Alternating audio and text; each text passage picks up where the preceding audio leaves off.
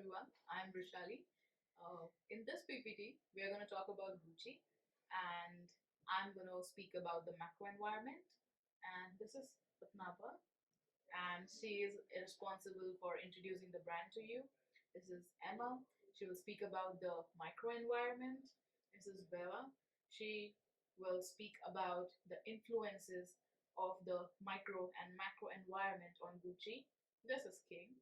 He will speak about the business ethics of Gucci, and Sherlock will conclude the PPT. Thank you so much. Thank you, Roshari. So let me introduce you to Gucci. Let's look at the data over here. According to Forbes, brand value is $18.6 billion in luxury industry. Gucci was founded in 1921 based on Italy, and headquarters is in Florence. So let's talk about geography of Gucci. Gucci has over 540 shops in worldwide, especially for developed countries, because they has many people able to afford their products. So next is a target market. Gucci has made a transition from classic to trendy. Now they are focusing on new generation and middle class and high class and people who has fashion conscious, individual social active. Especially for in the UK, the target market is female at age between 16 to 34 years old, and for male is 25 to 44 years old. Next is Gucci performance. The biggest segment is leather product. Gucci can be earn their revenue uh, approximately for 57% from this category, especially for Japan and Asia Pacific. This revenue can earn for 44% in last year. So next is economic performance. Gucci can have a sale increasing for last 2 years, as you can see that. Gucci earned more 42% in 2017, and the last year they can increase sale revenue for 33%. This is because in last year Gucci launched their new luxury retail store in China. This is a rebound demand from Chinese consumers. Next is a top 3 competitor based on the same category of product. They have 3 main competitors such as Louis Vuitton, Armani, and Prada. So now let's hand over you to my colleague to analyze the macro environment. Hello everyone, I'm Rishali. Let's talk about the critical analysis of the macro environment. So we are using pastel analysis framework to analyze the macro environment. First comes the political aspect. Now in political aspect, the most recent and the blooming topic is Brexit. So the Brexit has influences almost every industry, and fashion industry is no other one. So, but as Gucci is very adaptive in its strategy, it has affected very less for that brand. Next one is the economic aspect. Now, the Gucci's recent strategies shows that it has expanded its target market to the upper middle class and the middle class strata. This has been analyzed through Mintel Reports 2019. Next one comes the social aspect. From the Mintel Reports, also we analyze the Gucci has launched Gucci Equilibrium, which is an online platform to share ideas, thoughts on social and environmental impact of Gucci. Also, it also speaks about the luxury brand perspectives on the key greenhouse issues and its effects on the environments. Next one is the technological advancements. In the recent last 2 years, Gucci launched Gucci Hallucination, which was a platform in which the customers were given tickets to experience the fashion through virtual reality. Montreal campaign artwork is one of the same.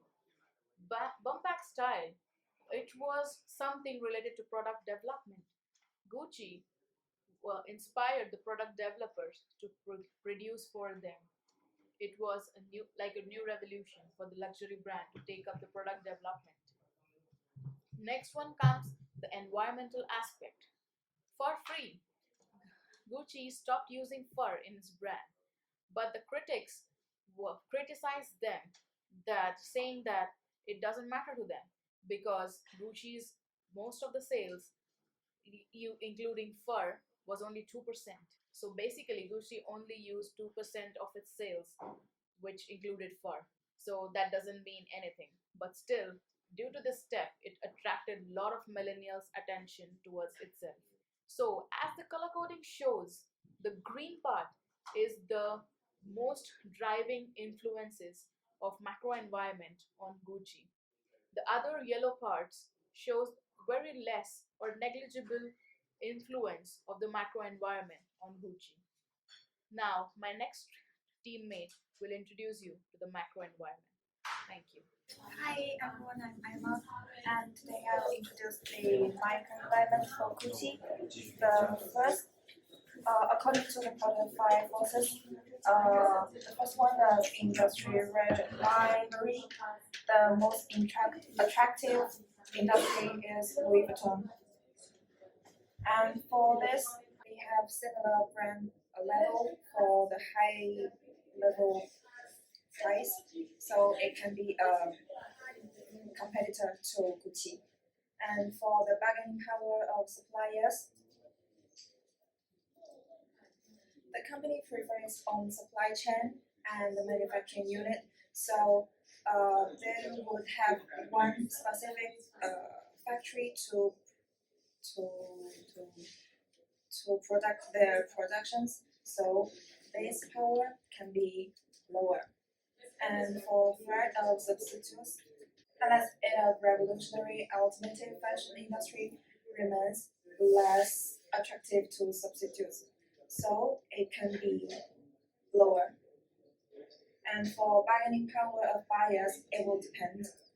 Like the most stylish brand as appeals to millennials, compared to similar brand level, it can be lower competitive to Gucci.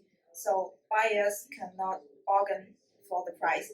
But on the other hand, for indirect competitors like Zara, H&M, buyers can determine which price they can buy. So this competitor is the bargaining power of buyer is high. So it depends.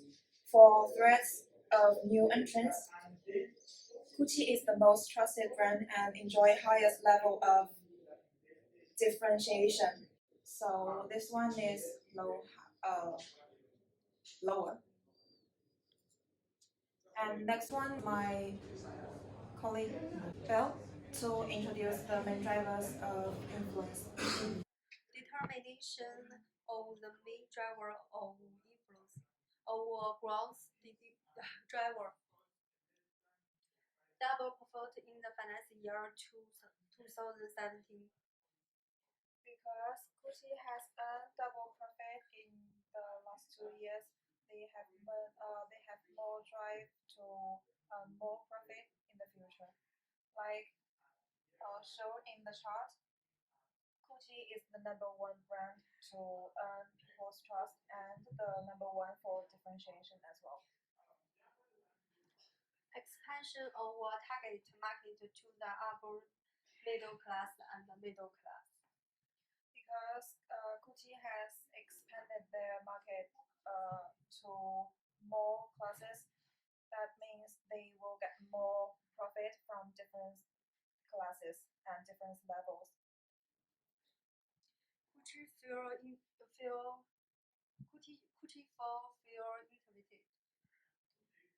In 2017, Gucci stopped selling fur products from they did before, so they will earn more like trust to get more profit. Competitive really with the close competitor Louis Vuitton. Because Louis Vuitton as the most closest competitor to Gucci, they need to make more new products and still be like competitive to get more new products and do better and better. Transition from aesthetical to trendy. Gucci has transited from the classic way to the trendy way. That means they will attract more younger people to buy their products, which means they will get more profit from other people. And then our group mate will say about critical discussion of the business ethics. Hello everyone. At first, thank you for Bella and Emma's presentation. I'm King. Now I will introduce the business ethic of Gucci. There are some definition about what is business ethic. I find some different definition from different authors. In general, if a company like to follow with business ethics, and people will very welcome this company, and they will very like to buy their product.